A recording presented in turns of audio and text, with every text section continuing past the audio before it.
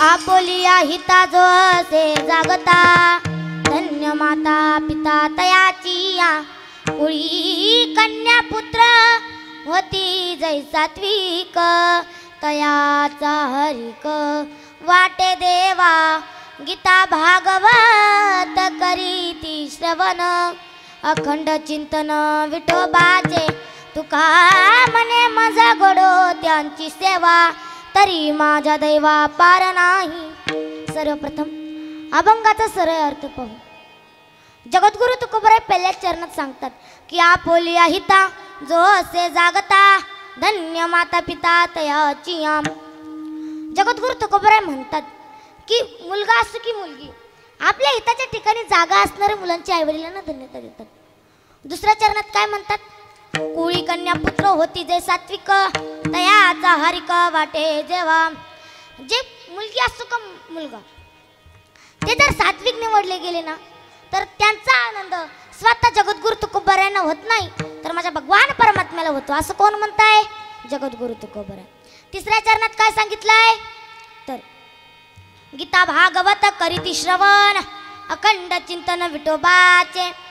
जगद्गुरु तुकोबराय म्हणतात की जे मुलं गीता भागवत श्रवण करतात तर जगद्गुरु तुकोबराय म्हणतात तुका म्हणे माझा घडो त्यांची सेवा तरी माझ्या दैवा पार नाही। मला त्यांची सेवा घडू दे आणि त्यांच्या भाग्याला पारावर राहू देऊ नको। विडाला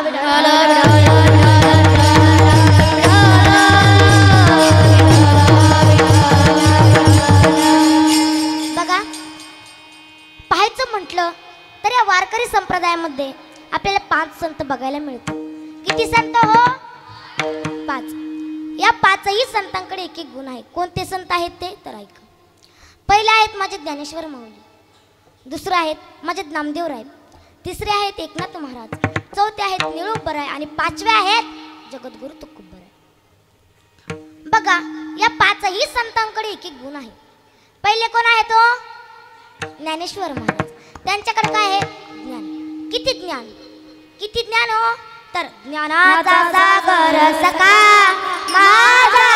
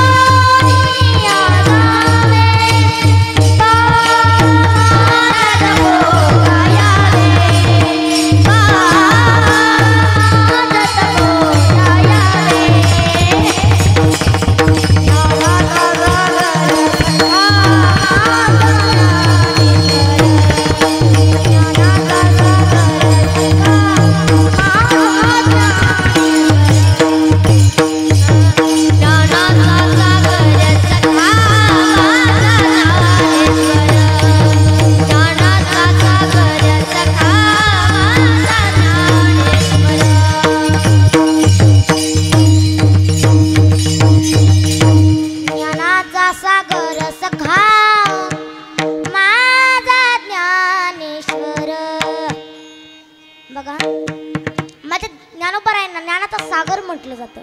पण आजकाल काय झालंय? सगळे अज्ञानी। किती अज्ञानी हो? तर ऐका। बघा 4 मित्र होते। किती? 4 मित्र होते आणि आता त्यांचं कॉलेज झालं आणि आता ते म्हटले आता आपण काहीतरी धंदा केला पाहिजे। काय केलं पाहिजे? धंदा। मग काय धंदा करावं त्याच्यात 2 दिवस विचार करण्यात गेले। तिसऱ्या दिवशी जो पहिला मित्र आहे ना तो म्हणाला आपण गॅरेज टाकलं पाहिजे। काय टाकलं पाहिजे? गॅरेज। बरं गॅरेज टाकलं। 2 दिवस झाले, 3 दिवस झाले, कमीत कमी 10 दिवस झाले पण त्या गॅरेजमध्ये कोणच जाईना। बरं दुसरा म्हटला हा धंदा आपला फेल गेला, आपण दुसरा धंदा काढू। कोणता? वडापावची दुकान। काय काढायचा धंदा? वडापावची दुकान।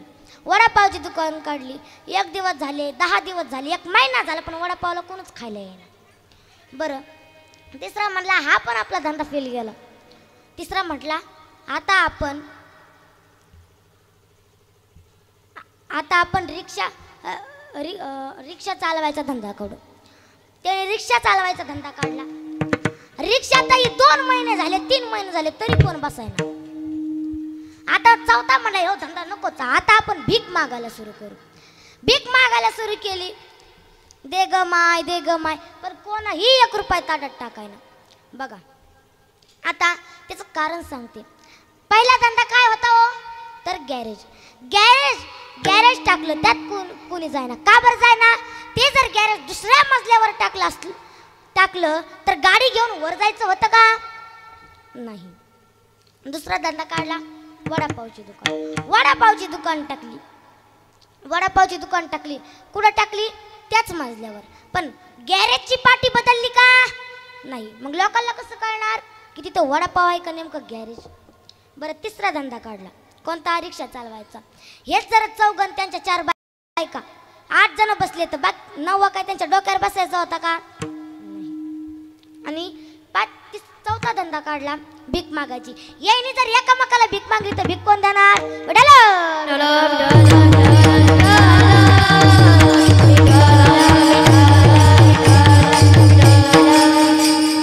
बघा मग अशी एवढी अज्ञानी लोक या समाजात जाईल. पण माझ्या ज्ञानोबरायांकडे किती ज्ञान होतं, तर ज्ञानाचा सागर सखा माझा ज्ञानेश्वर, एवढं ज्ञान होतं. दुसरे संत कोण आहेत? तर नामदेवराय. त्यांच्याकडे काय होतं? प्रेम कसं करावं आणि कुणावर करावं हे माझ्या नामदेव महाराजांकडून शिकायला पाहिजे. अहो, ते लहानपणी 5 वर्षाचे असताना त्यांनी आपल्या हातून देवाला नैवेद्य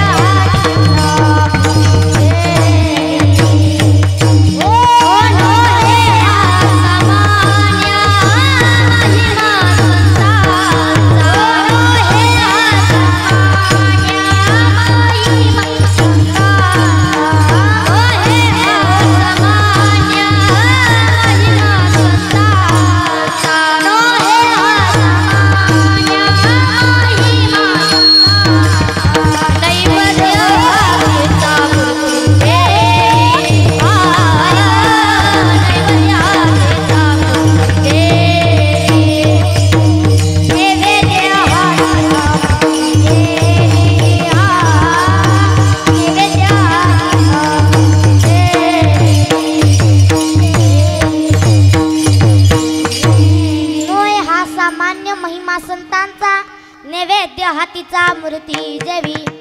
बघा मग माझ्या नामदेवरायांनी किती प्रेम केलं.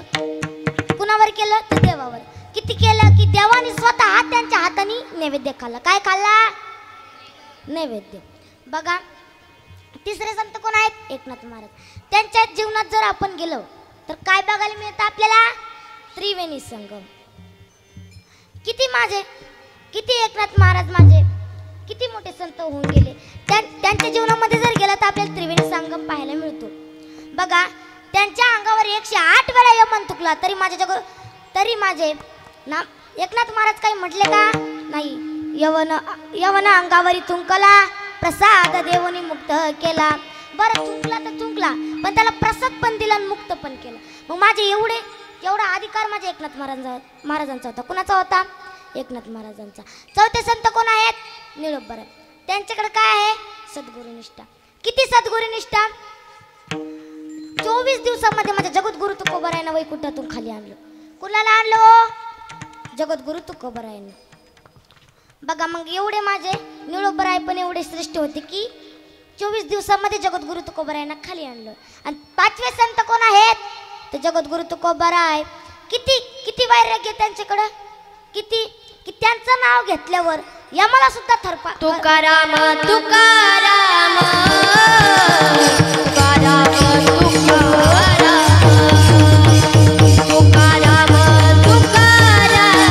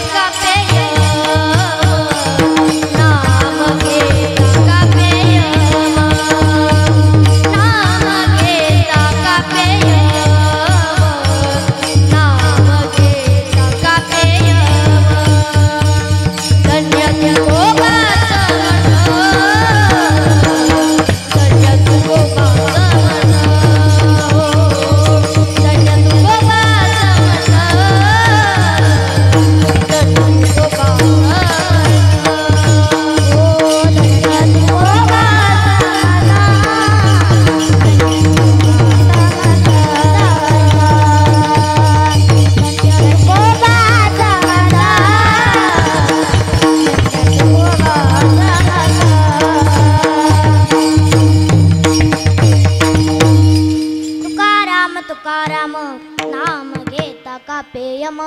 बघा माझ्या तुकोबरायांचं नाव जरी घेतलं तर यमाला थरकाप सुटायचा आणि यम पळून जायचा. मग एवढे अधिकार संपन्न माझे कोण होते? जगद्गुरु तुकोबराय. बघा एक उदाहरण सांगते. जगद्गुरु तुकोबरायांच्या काळामधील एक आजीबाई, ती आजीबाई जगद्गुरु तुकोबरायांना बोलवायला गेली. कशाला? जेवायला. ती म्हणाली, तुकोबराय आज आमच्या घरी जेवायला या आणि तुम्हीच नव्हे तर 11 ब्राह्मण तुमच्या सोबत घेऊन या. आणि 12वे कोण होते? तुकोबराय. मग ब्राह्मण घ्यायला गेले. ब्राह्मण आणले. ब्राह्मण येतच होते की तेवढ्यात आजीबाईचं घर नव्हतं, झोपडी होती. आणि त्या झोपडीच्या शेजारी मोठा राजवाडा होता. राजवाड्याची भिंत थोडी आजीबाईच्या झोपडीवर कोसळली. आजीबाई तुकोबरायांकडे गेली. म्हणाली, तुकोबराय आज माझ्या घरी जेवायला येऊ नका. तुकोबराय म्हणले, का बरं? म्हणी, माझ्या घराच्या शेजारी जो वाडा आहे त्या वाड्याची भिंत माझ्या घरावर थोडीशी कोसळली आहे. तुकोबराय म्हणले, तुम्ही काळजी करू नका, चला पुढे. तुकोबराय निघले. मागं ते ब्राह्मण म्हणू लागले, याला जेवायचं पडलंय आणि आम्हाला आमचा जीव वाचवायचा पडलाय. ह्या तुकेला तर काहीच कळत नाही असं म्हणू लागले. ते ब्राह्मण म्हणायचे, नको नको नको. पण तुकोबरायने ऐकलं नाही. तुकोबराय म्हणले, चला. निघाले. आतमध्ये गेले, जेवण केलं. आणि तुकोबराय आता काय म्हटले, सगळे बाहेर या. सगळेजण बाहेर आले. जसे सगळे बाहेर आले तशी अर्धी भिंत अजून थोडीशी कोसळली. कोसळल्याच्या नंतर आजीबाईला म्हटले, तुमचं जे भांडे आहेत ते बाहेर घ्या. बाहेर भांडे घेतले. तुकोबरायने पहिला पाऊल उचलला तेव्हा अजून थोडी भिंत खाली आली. दुसरा पाऊल उचलला, अजून भिंत खाली आली. आणि तिसरा पाऊल बाहेर टाकताच की भिंत झोपडीवर पडली. बघा मग माझ्या तुकोबरायांचं किती सामर्थ्य होतं की त्यांनी भिंत सुद्धा थांबवली. विठ्ठला विठ्ठला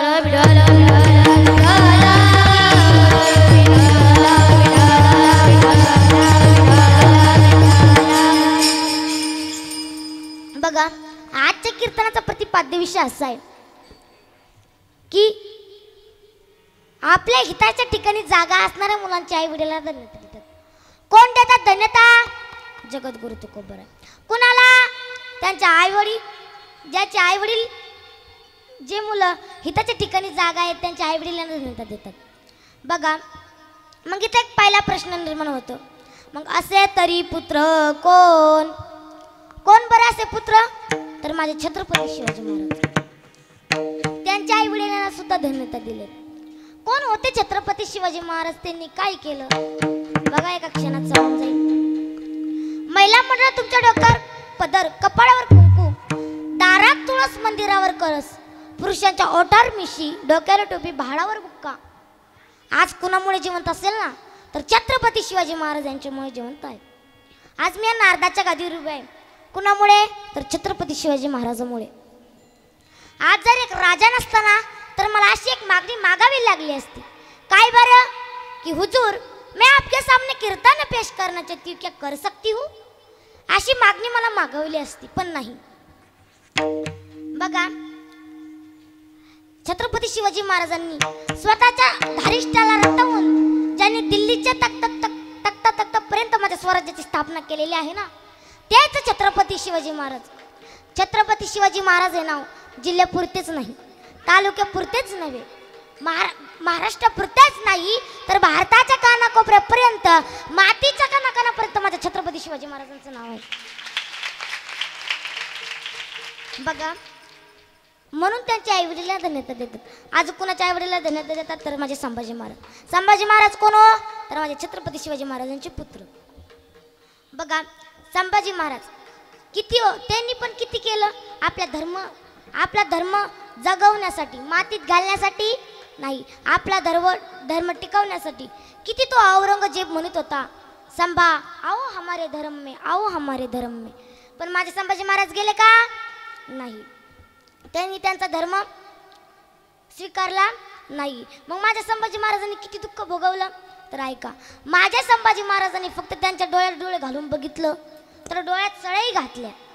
काय घातल्या हो? सळई घातल्या. माझ्या संभाजी महाराजांचे बोटाचे नख सुद्धा काढले. थोडे बोलले, मी माझा धर्म तुमचा धर्म स्वीकारणार नाही असं म्हणाले की त्यांची जीभ सुद्धा कापली. आणि काकडी सोलून जसं त्याच्यावर मीठ चोळवं ना, तसं माझ्या संभाजी महाराजांच्या अंगाचे कातडी सोलवून त्यावर मीठ चोळवलं. बघा मग माझ्या संभाजी महाराजांनी किती सुचलं तरी त्यांचा धर्म स्वीकार केला का नाही. म्हणून जगद्गुरु तुकोबराय आशा मुलांच्या आई वडिलांना धन्यता देतात. विठ्ठला विठ्ठला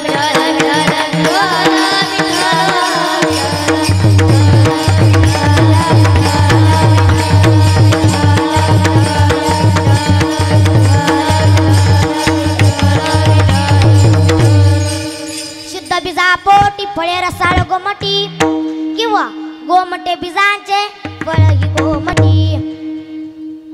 बघा मग महाराज इथे एक प्रश्न निर्माण होतो. बाबळीच्या झाडाला आंब्याची कैरी लागू शकते का हो? नाही. आजोबा लागू शकते का? नाही. तसंच बीजे बघबोल का मकाची खाय. मग महाराज इथे एक प्रश्न निर्माण होतो की हिरण्यकश्यप एवढा पापी भक्त प्रल्हाद का जन्माला आले हो? त्याचे एक कारण आहे. बघा पूर्वीच्या काळामध्ये हिरण्यकश्यपूची पत्नी कयादू तिला इंद्रदेव चोरून नेत होते. कोण चोरून नेत होते हो? इंद्रदेव. इंद्रदेव चोरून नेत असताना सहज नारदांचं लक्ष गेलं आणि नारदजी म्हणाले, अरे हे इंद्रा कुठे घेऊन चाललंस? तिथेच सोड. तिनं जर श्राप दिला ना तर जळून खाक होशील. तू का म्हणे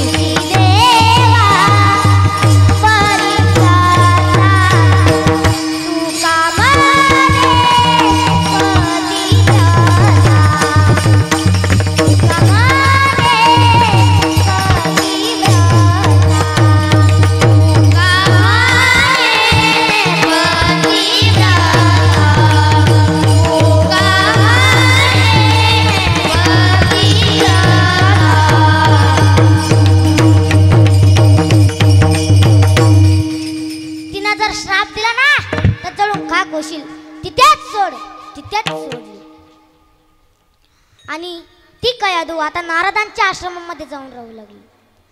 नारदांच्या आश्रमामध्ये गेल्यावरती अखंड माझ्या नारदांच्या मुखामध्ये माझ्या भगवान परमात्म्याचं नामस्मरण चालू असल्या कारणाने त्या नामस्मरणाचा परिणाम त्या कयादूच्या असणाऱ्या पोटातल्या प्रल्हादावरती झाला. मी सांगत नाही तर माझे माऊली सांगतात. उद्धवला सत्वर उच्चार प्रल्हादी बिंबला उद्धवला दला कृष्ण दाता. बघा त्यावरती त्याचा परिणाम झाला. बघा हिरण्यकश्यप एवढा पापी भक्त प्रल्हाद का जन्माला आले हो? त्याचं दुसरं एक कारण आहे. त्यांची आई पुण्यवान होती. कोण होती पुण्यवान? आई. बघा सुभाषितकार सुभाषित वर्णन करतात. सुशीला मात्र पुण्येन पितृ पुण्येन चतुरता उदार वंश पुण्येन आत्मदोषात आत्मपुण्येन सौभाग्यता. बघा मुलगा जर शिलवान जन्माला आला ना तर समजायचं आईचं पुण्य आहे. मुलगा जर चतुर जन्माला आला ना तर समजायचं वडिलांचं पुण्य आहे. मुलगा जर उदार जन्माला आला तर समजायचं वंशाचं पुण्य आहे. आणि मुलगा जर भाग्यवान जन्माला आला तर समजायचं की स्वतःचं पुण्य आहे. त्या उलट सुभाषितकार सुभाषित वर्णन करतात. काय? उन्माद मात्र दोषेन पितृदोषेन मूर्खता कार्पण्य वंश दोषेन कर्मदोषात दरिद्रता. बघा मुलगा जर शिलवान जन्माला आला ना तर समजायचं आईचं पाप आहे. मुलगा जर मूर्ख जन्माला आला ना तर समजायचं वडिलांचं पाप आहे. मुलगा जर चिंगूस जन्माला आला ना तर समजायचं वंशाचं पाप आहे. आणि मुलगा जर दरिद्री जन्माला आला ना तर समजायचं की स्वतःचं पाप आहे. विठ्ठल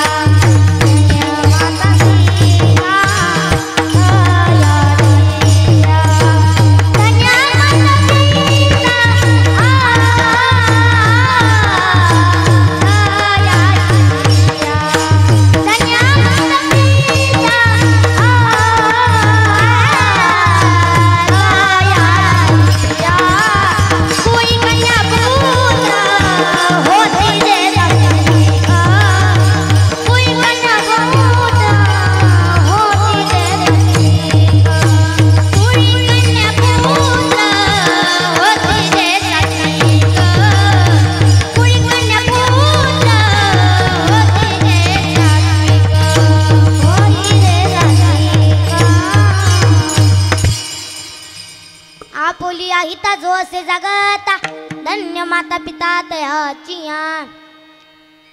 बघा आधी माता आणि नंतर पिता असं का म्हटलं जातं बघा संतांचं वागणं हे शास्त्रानुसार आहे जसं शास्त्र वागेल तसं संत वागतात मातृदेव भव आणि दुसऱ्या क्रमांकाला पितृदेव भव असं का बरं त्याचं एक कारण आहे बघा बाळ जन्माला आल्यानंतर त्या बाळावरती महत्त्वाचे संस्कार घडवण्यात पहिला क्रमांक आईचा असतो आणि काही दिवसानंतर संबंध कुणाचे असतात पिताचे म्हणून आधी माता आणि नंतर पिता नसेल कळत तर ऐका आधी माता आणि नंतर पिता असं का बरं तर बघा आई आपल्या छोट्या छोट्या संकटाकरिता धावून येते तर बाप मोठ्या मोठ्या संकटाकरिता धावून येतो बघा आपण एखाद्या दगडी रस्त्यातून चाललोय आणि आपल्याला जर ठेच लागली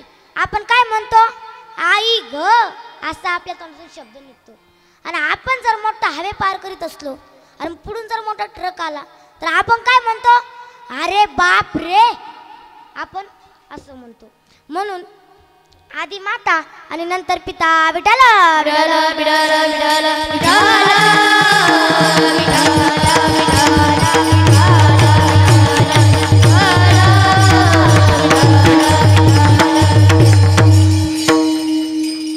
प्रत्येक मनुष्याच्या जीवनामध्ये आई वडील हेच देव असतात तुम्ही म्हणाल कसं हो तर बघा स्वामी तिन्ही जगाचा आई विना भिकारी बघा आपण मध्यरात्री आपल्याला जर मध्यरात्री भूक लागली तर मध्यरात्री उठणार कोण आई जेवायला वाढणार कोण आई बरं बघा एक दिवस पिंट्या जेवायला बसल्यानंतर पिंट्याने एक घास खाल्ला आणि काय म्हणाला कुणी केली भाजी काय म्हणाला भाजी कुणी केली असं म्हणाला आईनं काहीच बोललं नाही त्यानं परत एक घासला परत विचारलं कोणी केली भाजी आईला वाटलं की मी जर म्हटलं तर हा मला भांडल म्हणून आईने काय सांगितलं आई म्हणाली तुझ्या बायकोनी केली भाजी मग तो म्हणाला असं वय बायकोनी केली मग काय होतंय नवीन हाय चालायचं असतं मसाला टाकण्यात कमी झाला असन किंवा जास्त झाला असन मीठ जास्त झाला असन आई म्हणाली वय वा वा वा वा वा आपलीच गाडी आपलीच माडी आपल्याच बायकोची गोल गोल साडी हातात बिडी तो वडतोय काडी आणि बायको मात्र जाडी जाडी आई हडकोडी आई रे बेमान दुनिया आई रे बेमान दुनिया आई रे बेमान दुनिया आई रे बेमान दुनिया हे माँ बाप को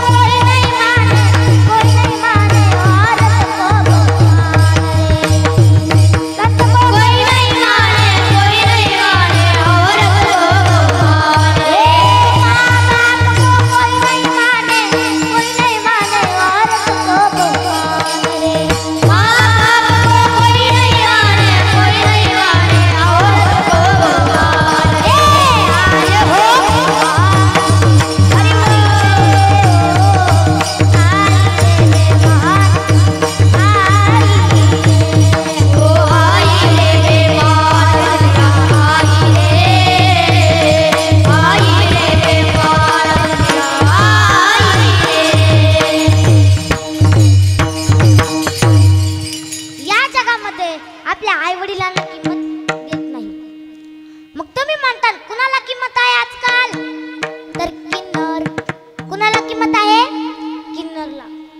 बघा किन्नरनी फक्त टाळी वाजून 100 रुपये मागव पुरुष आहेच खिशातून नोट काढली की दिली हातात आणि बरं वारकरी त्या जागी असल्यावर 1 रुपया पण खिशातून काढत नाही बघा आणि आपण जर एखाद्या वेळेस आईच्या जवळ असल्यावर काय म्हणतो, आई माझी मायेचा सागर दिला तिने जीवनाकार. आणि बायको जवळ असल्यावर बायको माझी भांडणाचा संसार.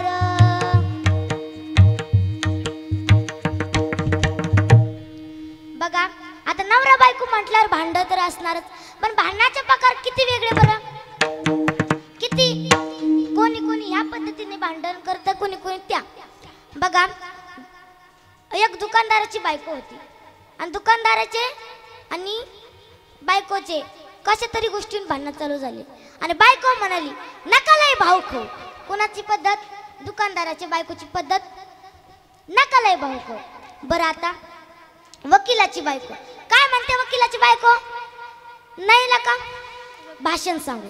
काय म्हणते, लय नका मला भाषण सांगू. आता नाव्याची बायको, नाव्याची बायको भांडताना काय म्हणते, माझा तुम्ही केसा निघाला कापला. काय म्हणते, माझा तुम्ही केसा निघाला कापला. आता पेंटरची बायको, पेंटरची बायको काय म्हणते, थोबाडच रंगीन. काय म्हणते, थोबाडच रंगीन. आता पकवाजाचार्याची बायको काय म्हणते, नका लय कुणीकडे बी थप्पा मारू. काय म्हणते, नका लय कुणीकडे बी थप्पा मारू. गायनाचार्याची बायको काय म्हणते, नका लय ओरडू. नका लय ओरडू. आणि कीर्तनकाराची बायको काय म्हणते, नका लय ज्ञान सांगू विठ्ठला.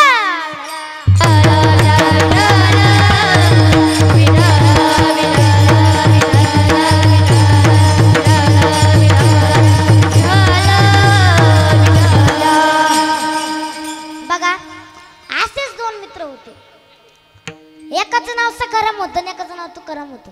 काय होतं, हा बर तुकाराम खूप हुशार, किती हुशार, लय हुशार. आणि सखाराम एवढा आड की ढच. आणि आता 10वी 11वी 12वी ही सगळी कॉफी करूनच पास केली. पास झाला. कोण झालं पास, सखाराम. कुणाचं बघून, तुकारामचं. कारण की तुकाराम तेवढा हुशारच होता. आणि आता तुकाराम आता त्या दोघांची 12वी झाली, कॉलेज पण झालं. आता त्या दोघांचा इंटरव्ह्यू होता. काय होतं, इंटरव्ह्यू. आणि आता इंटरव्ह्यूला गेले. पहिल्यांदा बोलवलं कुणाला, तुकारामला. तुकारामला पहिला हा प्रश्न विचारला, या देशाचे पंतप्रधान कोण. त्यानं सांगितलं नरेंद्र मोदी. दुसरा प्रश्न विचारला, आपला भारत स्वातंत्र्य कधी झाला. त्यानं सांगितलं 1942ला. 1942ला. आणि तिसरा प्रश्न विचारला की चंद्रावर माणूस राहू शकते का. तो म्हणाला शास्त्रमानाविषयी प्रयत्न चालू आहे. याचा इंटरव्ह्यू झाला. हा गेला बाहेर आणि सखारामला प्रश्न पण सांगितले, उत्तर पण सांगितलं. आता सखारामची बारी आली. सखाराम आतमध्ये आला. आतमध्ये आल्यावर त्याला पहिला प्रश्न विचारला, तुझं नाव काय. तो म्हणाला नरेंद्र मोदी. आता ते इंटरव्ह्यू घेणारे सर म्हणाले, जाऊ द्या बाबा, हा नरेंद्र मोदी गल्लीतला असन आणि तो नरेंद्र मोदी दिल्लीतला असन. बरं दुसरा प्रश्न विचारला, तुझा जन्म कधी झाला. तो म्हणाला 1942 पासून प्रयत्न चालू होता ना, 1947ला माझा जन्म झाला. ते सर म्हणाले तू का पागल बिगल झाला काय. तो म्हणाला नाही, शास्त्रमानाविषयी प्रयत्न चालू आहे.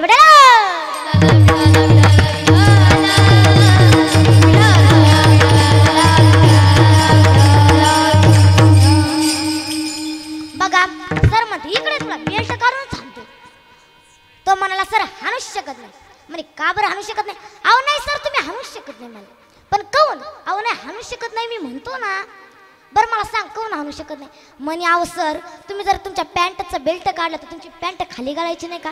बघा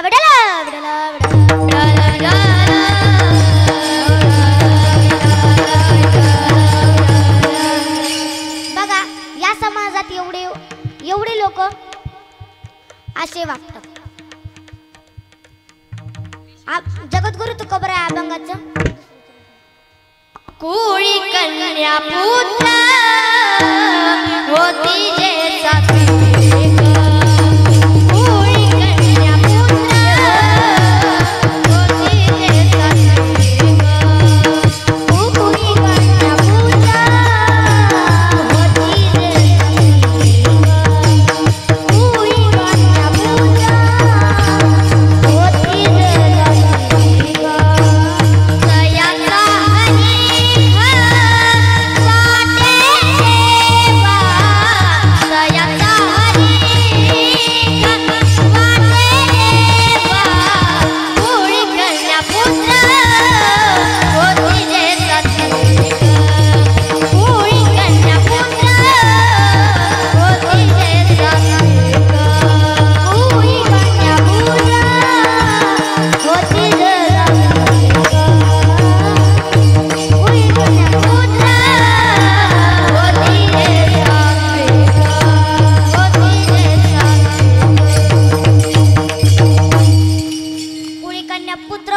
सात्विक तयाचा हरिक वाटे जेव्हा. मुलगी असो का मुलगा ते जर सात्विक निवडले गेले ना तर त्यांचा आनंद भगवान परमात्म्याला होतो. गीता भागवत करीती श्रवण अखंड चिंतन विठोबाचे. जे मुलगी अथवा मुलगा भगवंताचं नामस्मरण चिंतन करते. बरं भगवंताने आपल्याला हा नैवेद्य कशासाठी दिलाय हो? देवे दिला देह भजन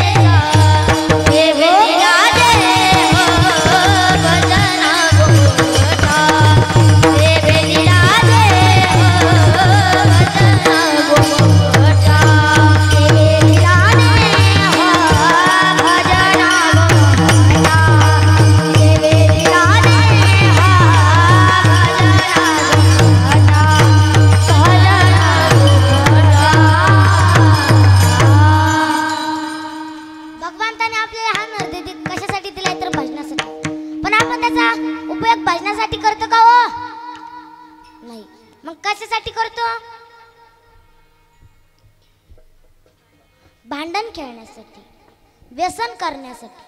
काही काही जण व्यसन पण करतात, भांडण पण खेळतात. तर व्यसन व्यसन किती करतात. कुणी कुणी दारू पितं, कुणाला तंबाखूची तलप असते. बघा एक दारू पिणारा माणूस एवढा पिऊन आला. आता तुम्हाला माहित नाही वय दारू पिदाडे माणसं रस्त्याने काय सरळ चालत असते का? नाही, वाकडे तिकडेच जाते. आणि तो एक माणूस तो दारू पिऊन आला आणि चलता चलता त्याचा कुत्र्याच्या शेपटीवर बी पाय पडला. कुत्र काहीच म्हणलं नाही. आणि चालता चालता पुढं एक गटरी होती, त्या गटरीत जाऊन पडला. आणि त्याला काय वाटलं मी बेडवर झोपले म्हणून. काय वाटलं? मी निवांत बेडवर झोपले म्हणून. आणि आता त्याच्या बायकोला केस नव्हते. त्याची बायकोचा असा कट होता, बापकट. आणि तिथं त्याच नालीमध्ये काही डुकरं चरत आले होते. आणि याचा हात त्या डुकराच्या शेपटीवर पडला. हा म्हणाला, अरे पप्प्याच्या बायकोला तर केस नाही, याची वेणी कस काय लागली हाताला. बघा मग दारू पिणाऱ्याला एवढं सुद्धा भान नसतं की डुक्कर आहे, डुकराची शेपटी आहे आणि ते म्हणताय पप्प्याच्या बायकोची वेणी. मग बघा दारू पिणारे माणसं एवढे व्यसन करतात, एवढं दारू पितात की त्यांना कशाचं भान पण राहत नाही. महिला मंडळ कशाचा उपयोग करतात? तोंडाचा. भजन करण्यासाठी करतात, नाही का? भजन करण्यासाठीच करतात, तर नाही भांडण खेळतात. किती भांडण बरं. प्रकारचे आहेत ते सांगते बघा. दोघी जण समोरासमोर आल्या आणि भांडत जर असल्या तर ही म्हणती, ही कोण शिवाय देते तर ती पण ती कोण शिवाय देते. आता शिवाय बी लय वेगळ्या प्रकारच्या त्यांच्या, आता सांगू पण वाटाय ना, पण त्यांच्या शिवाय बी वेगळ्या प्रकारच्या. ही कोण शिवाय देते ती ही म्हणती पागल वाहनाची, ती म्हणतं मूर्ख, ही म्हणती बिंडोक, ही म्हणती नालायक, ही म्हणती सडकी राड, ही म्हणती मेली. अशा शिव्या द्यायला चालू झालं. आणि शिव्या देता देता इकडचीला लई कंटाळा आला. आणि मग इकडची त्या टायमाला शिव्या देत होती का, ती म्हणत होती पागल वाहनाचे, तर तिनेच तर म्हणायची पुढची तूच. ती म्हणायची मूर्ख वाहनाचे तूच, बिंडोक वाहनाचे तूच. बर का आता तिला ती तूच म्हणून सुद्धा कंटाळा आला. तिनेच तर म्हणली का पागल वाहनाचे, मूर्ख वाहनाचे, बिंडोक वाहनाचे, नुसता हात. बघा मग बायांचे अशा प्रकारचे भांडणं असतात. मग भगवंताने आपल्याला अनर्थ कशासाठी दिलाय तर भजनासाठी. मग त्याचा उपयोग काय करावा तर भजनाचा. देवे दिला देह भजना गोमटा, तोया झाला पाटा बांधी केचा किंवा आउट हात का मानव देह अल्लाने तुझे दिया. हे आउट हात का मानव देह अल्लाने तुझे दिया. आउट हात का मानव देह अल्लाने तुझे दिया. आउट हात का मानव देह अल्लाने तुझे दिया.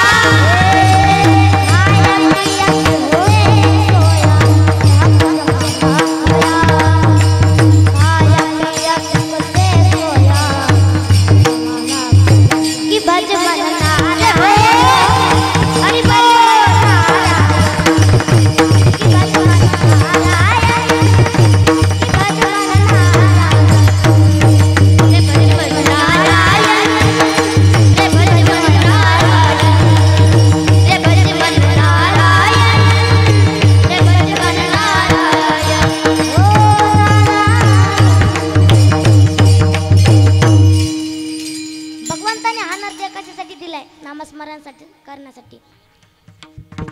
बरं इथे या महाराष्ट्रामध्ये या भारतामध्ये किती संत होऊन गेले, किती नामस्मरण करून गेले, पण भांडण करून गेले का नाही. बघा मीराबाई त्यांनी किती नामस्मरण केले हो, तर ते एक राजाच्या मुलगी होती. आणि त्या राजाची मुलगी होती. लहानपणीपासून भगवंताची आवड, भगवंताचं नामस्मरण करायच्या. आता मोठं झाल्यावर बरं लहानपणी साहजिक होतं, लहानपणी ठीक होतं लोक म्हणायचे. आता लहान असल्यावर कोणी गवळण कोणी म्हटल्यावर लोकांना तर आनंदच होतो. मग तसं त्या गावातल्या लोकांना लोक पण म्हणायचे लहान आहे पण खूप छान म्हणते, लहान आहे पण खूप भारी म्हणते, असं लहानपणी तिला म्हणायचे.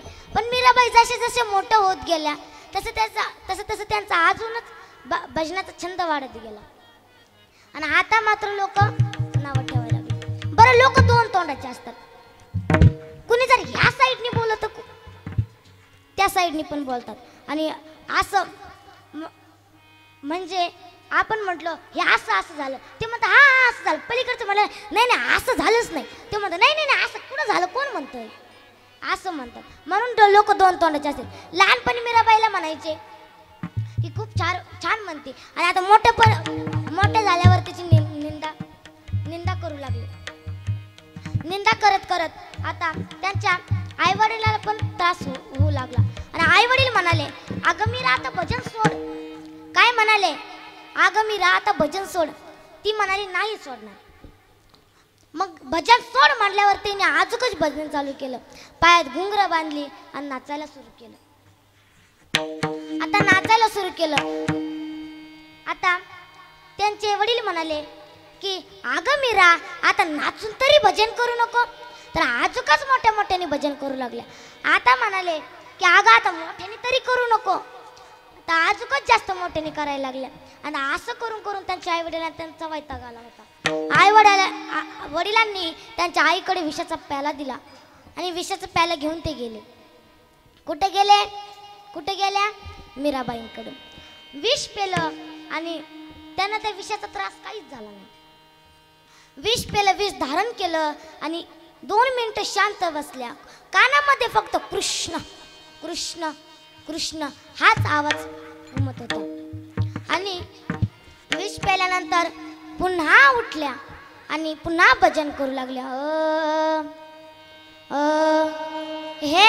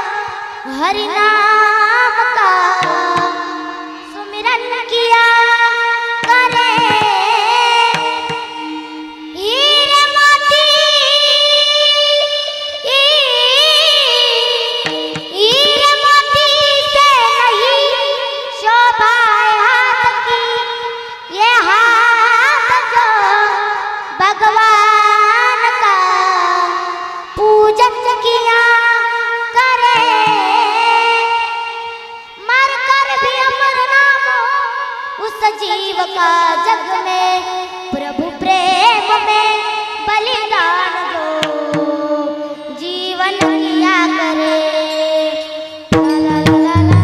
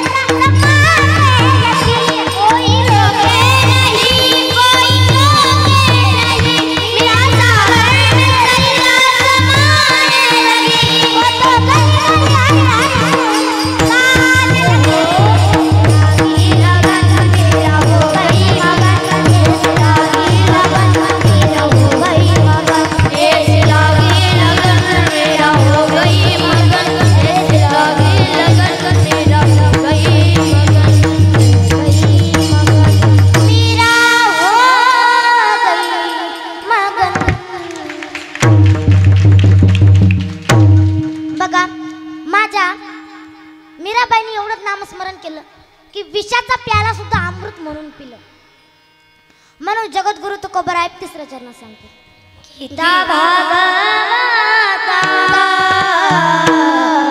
करीती